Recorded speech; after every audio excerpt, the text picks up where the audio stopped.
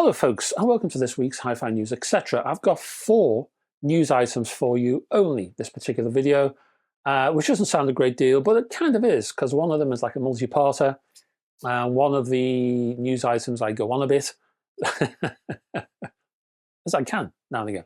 But before we get to any of that, trivia. And we're sticking with history, I think, one final time. History is going to be the theme for this particular trivia question, and it's a fairly simple one. It's aimed at fans of Deep Purple, and the question is this. Deep Purple wrote a song called Jack Ruby. Question is, who did Jack Ruby kill? One more time. Deep Purple wrote a song called Jack Ruby. Who did Jack Ruby kill? Please no Googling or any research, just have a little think, delve into your memory recesses, and I will confirm that answer at the end of this video. Until then, Hi-Fi News.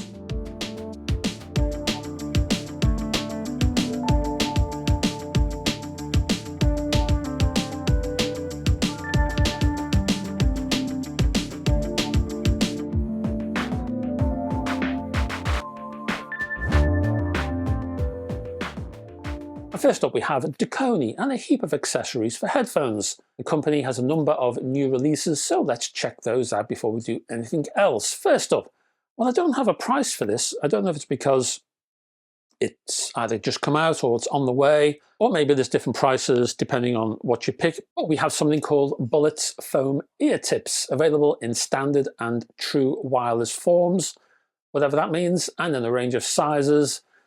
You need to contact the company to see if your model is compatible, and maybe that might influence the price, as I say, because, once more, I don't have any for this accessory. But I do have a price for the focal, is it Bathys? I'm going to say Bathys Elite Earpad series, priced at, and this is only dollar prices I have for you, I'm afraid, folks, $89.99. Dekoni's Elite series of earpads apparently maintain the performance of the original headphones, but improve isolation properties. Next is the Odyssey LCD Vegan Earpad series, again priced at $89.99.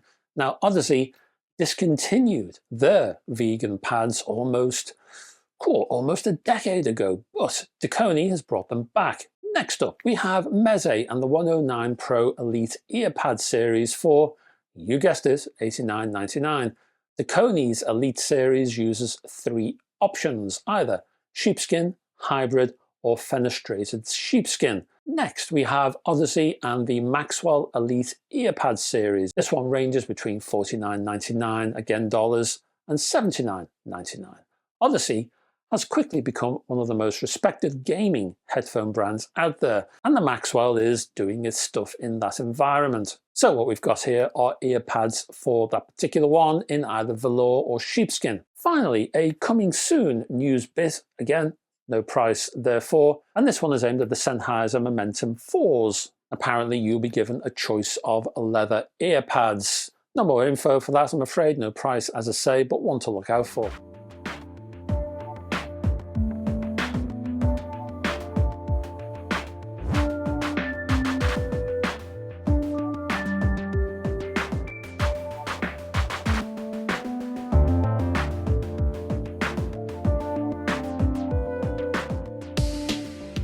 Next, we have a cartridge from DS Audio and the new 3rd generation entry-level DSE3, which replaces the earlier DSE1.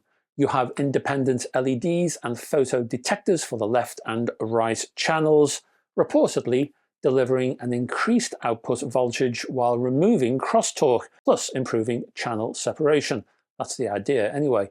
The cartridge's mass apparently has been further reduced via a new, smaller and lighter shading plate inside the chassis, now made of beryllium rather than aluminium. Now, you might not be particularly familiar with the DS Audio cartridges, but they don't need a phono amplifier. They come with something called an equalizer. The equalizer uses an operational amplifier as an amplifying element to minimize the signal path, reducing the number of components and achieving a smaller size. This is a handmade little box made in Japan. Prices, well, there's 3 prices. You can either get the cartridge and the equalizer combined for £2,295, or the cartridge only for £1,270, or the equalizer only for 1270 as well.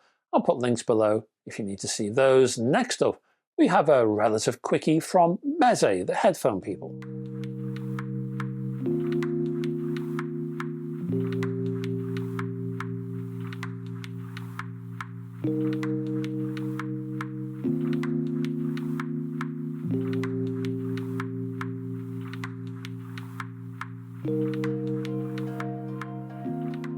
Priced at, and I only have a dollar price of $159, the Meze Audio Alba headphones, well, not headphones, they're earphones really, feature 10.8mm dynamic drivers, a frequency range of 15 to 25 kilohertz, and you get a rather nice pearl-like finish. Construction combines zinc alloy plus anodized aluminium, and included in the box is a custom designed 3.5mm to USB-C adapter, so you can connect your earphones to any music source that has a USB-C connector, like my iPhone, for example. A built-in DAC is also featured.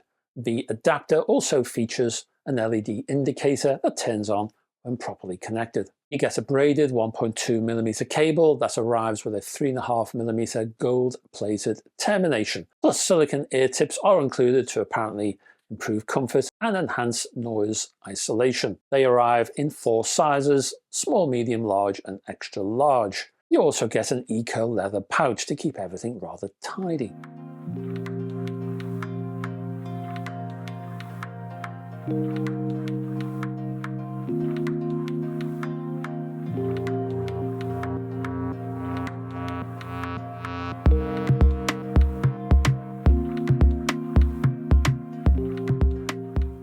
Finally, I wanted just to waffle on about the FiiO CP13 portable cassette player.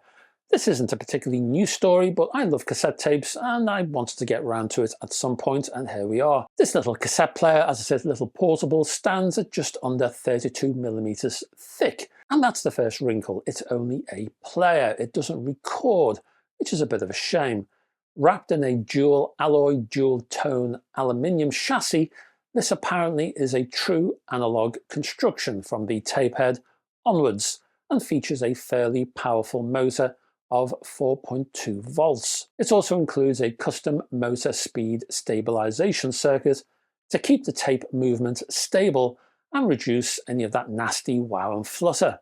FiiO also has its own circuitry in the chassis to boost the signal to noise ratio and to lower distortion. On the other hand, from what I can gather, that is, I haven't seen one of these in the flesh, but this is what I hear. The unit itself apparently uses a usual Chinese-made Tenashan style tape transport, which every Tom, Dick and Harry uses on the likes of Amazon, for example. All of those cheap, cheerful and nasty tape players use the Tenashan transport. However, apparently, FiiO has taken that transport, taken it back to Japan, and has modified it. So apparently the performance has been improved for that particular transport. How far do those improvements go? Well, I don't personally know. If you have heard this thing in action, I would love to know your thoughts. The reports I've heard is that the wow and flutter is low, that noise is low, that there's no memory buffer, so shaking the thing will cause some audio smearing. I have heard that the amplifier is decent in power terms. In fact, that amplifier is a JRC 5532 op amp. Quite a respected model, although apparently the overall sound quality is good without being great. Again, this is just what I'm hearing. One thing I do hear about though is you can tweak the azimuth and the tape speed on this unit, and that's quite a rarity. In fact, even for older vintage models, that's quite a rarity. So in theory, you could zero in to your favorite brand of cassette tape. Also, if in the years to come, if the belts slacken off a bit, you could change the speed on this, so you can cope for any speed slowdown in the future. Again, a nice little addition, I would say. And I'll post a video link below, and FiiO itself tells you how to do all of this. Powered by a lithium battery that lasts for 13 hours between charges, this player can apparently handle cassette types 1 through 4. Well, it just lets them do their thing. There's no actual selector, so it's a bit of a suck it and see in terms of sound quality. There is also apparently no Dolby Play either. Oh, but it does include a 3.5mm headphone port and a status LED. Price in pounds is £103, and you can get it via Amazon. Again, I'll put a link below. Now, before we go, trivia fans will be wanting an answer to that question. So here's the answer. Well, here's a repeat of the question first, and that question is, Deep Purple wrote a song called Jack Ruby. Who did Jack Ruby kill? And the answer is Lee Harvey Oswald. Jack Ruby was the Dallas nightclub owner who shot and killed the man accused of the assassination of John F. Kennedy in the basement of the Dallas police headquarters on the 24th of November, 1963. Give yourself some more points if you've got all of that. As Oswald was being transferred to another jail, the involvement of Ruby, who had mob connections, in an action which meant that Oswald could never give evidence in court, served to thicken the cloud of speculation about conspiracies that has dogged the event to the present day. And that, my friends, is it. I'm talking a little bit fast now because all of my batteries are just about to die, which is not particularly good. Lack of planning. Terrible planning. Absolutely appalling. Anyway, I better get out of here, before everything just ends suddenly. So I'll be back next Friday with another one of these, and I hope you can join me for that. Thank you very much for staying to the end. Once more, thank you so much for all of your support. Very much appreciated, and I will see you next Friday. I'm going before the batteries fail totally. Anyway, hope to see you there. Thank you again for all of your help and support, and bye-bye for now.